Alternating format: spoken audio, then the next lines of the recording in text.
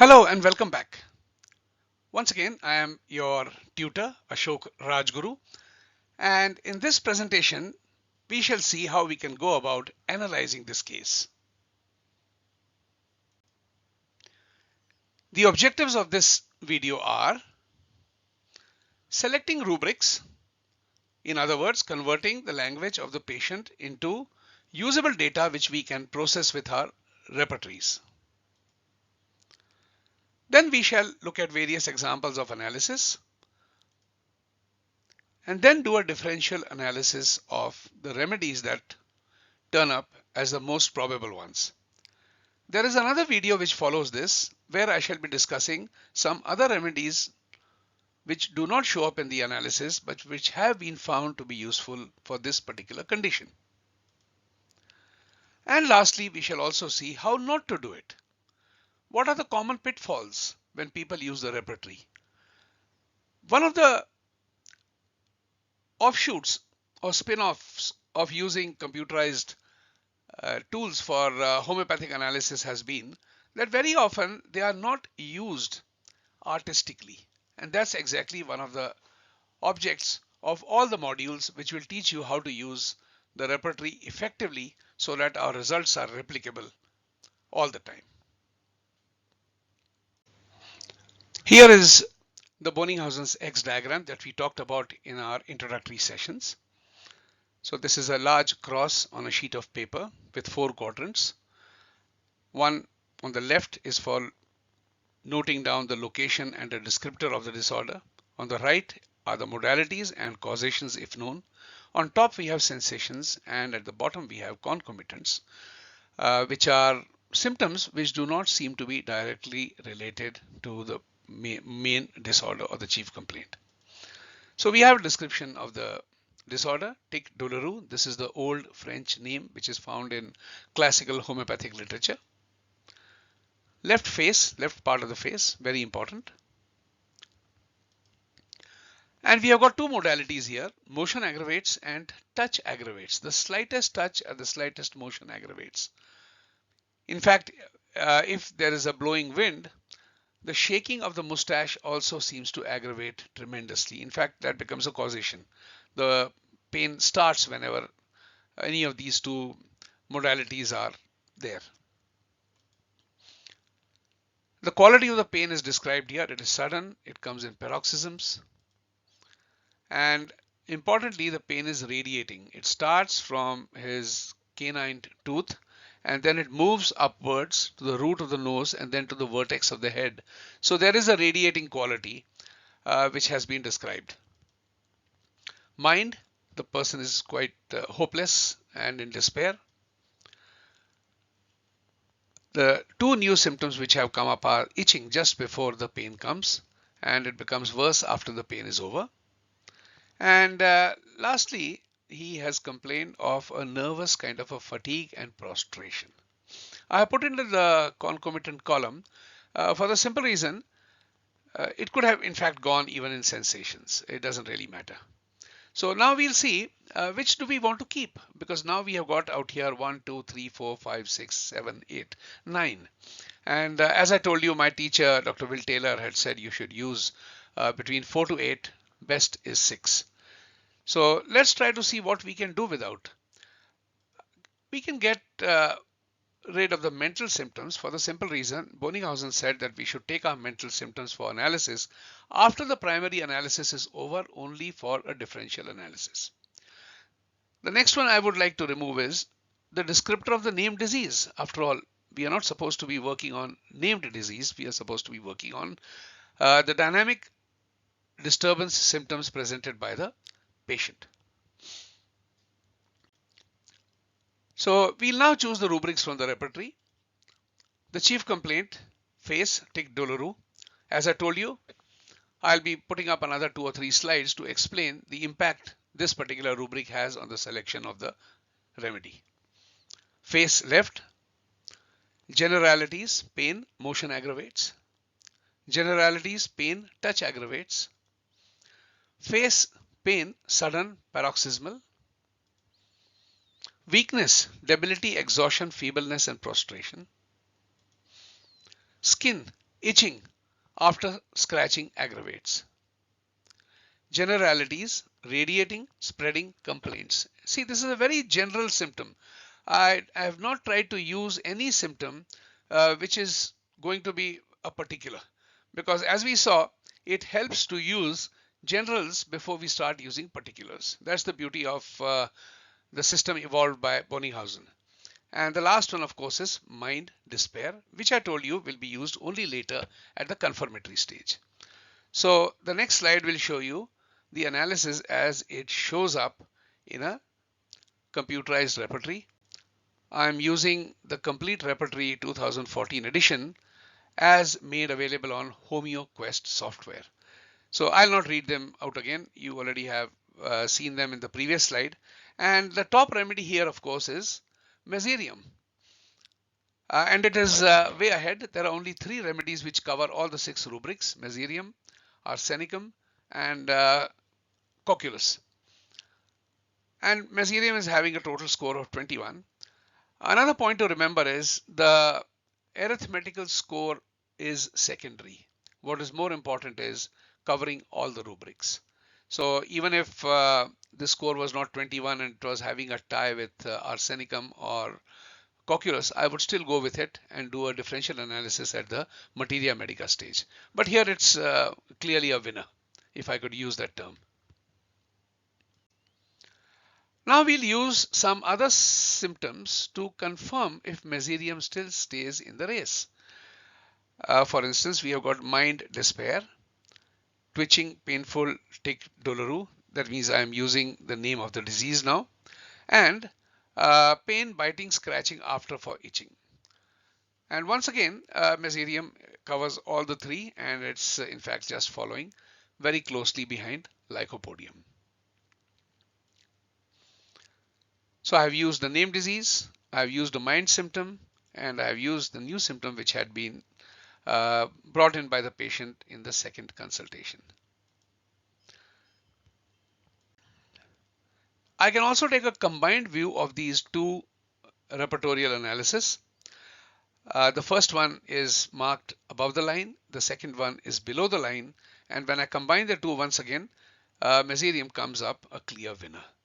You will notice that the remedies that follow are large polycrests: sulfur, Nux vomica, arsenicum, pulsatilla, sepia. So the following 5 remedies in fact are there just because they happen to cover virtually everything. So don't you find it surprising that Mesothelium has still turned up just on the basis of generalities without any very sharply focused particulars? That is the beauty of analyzing with the correct approach. Now, Dr. Harvey Farrington prescribed Mesothelium 30 to be taken every 3 hours, and the patient was asked to continue with it until the pain was relieved, and then have them at longer intervals. And given below is what Dr. Farrington has to tell us. The effect was almost immediate, and he continued to improve until he was able to start for Santa Catalina off the coast of California for a month's needed rest.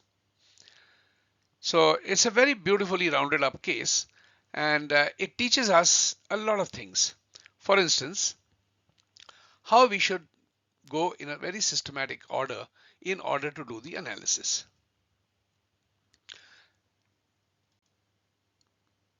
Let's take a look at why the earlier remedies had failed.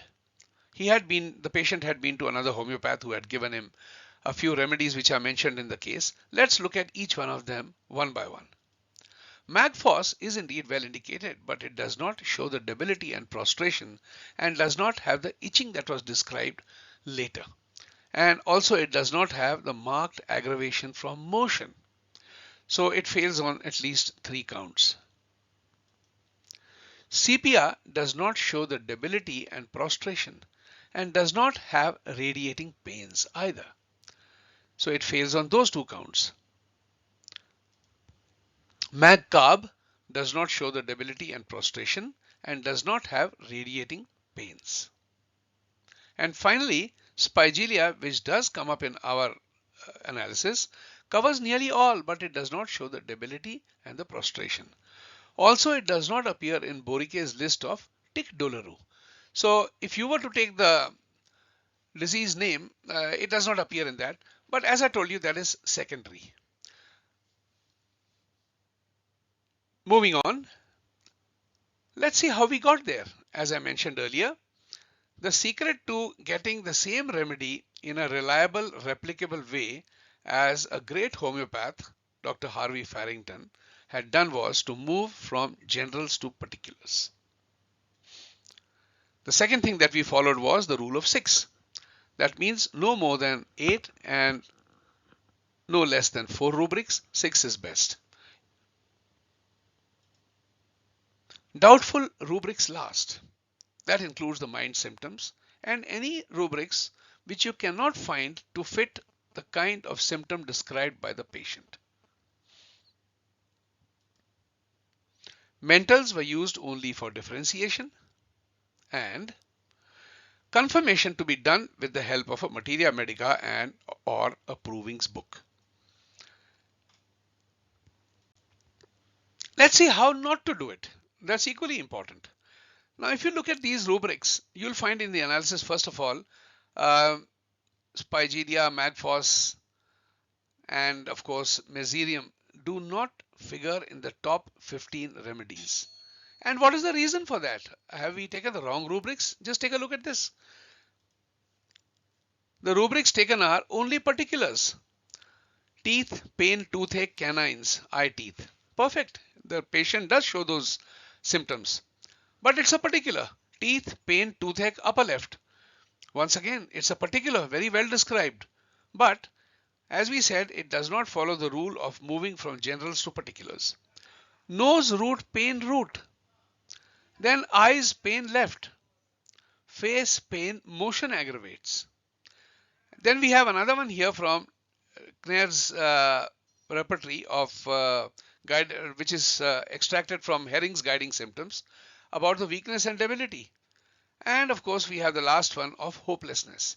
Mind you, while the rubrics do describe the condition or the ailment, it does not describe the patient.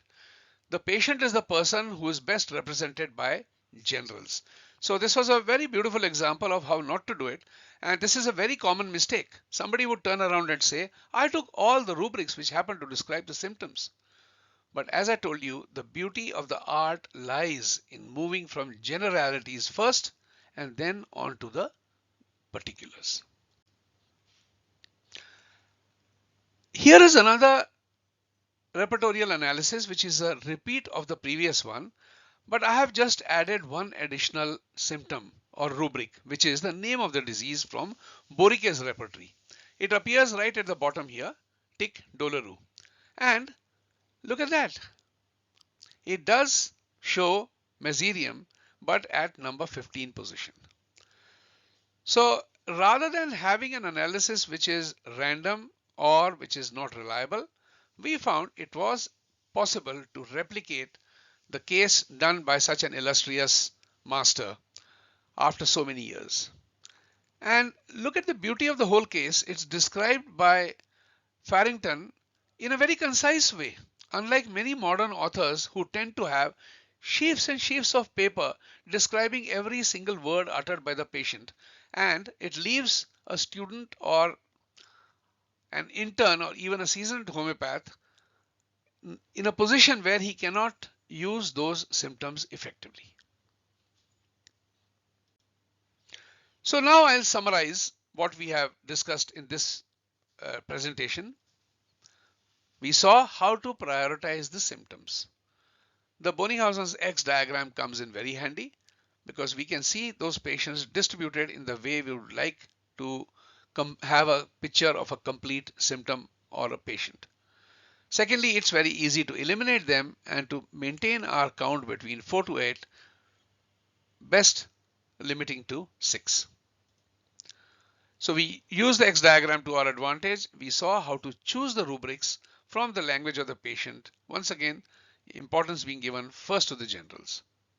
And then we saw how we can do a confirmation of those symptoms with the help of a second analysis using those symptoms which we want to take with us for the confirmatory analysis. So that rounds up today's presentation of the analysis. In the next video, we shall be looking at what other remedies you could keep in mind since they are based on clinical experience. So till then, thank you very much indeed. And once again, I'll remind you, please participate on the forum with your views and keep the discussion going. Add to the reservoir of knowledge that is slowly building up with the participation of each one of you. So once again, thank you very much and bye-bye.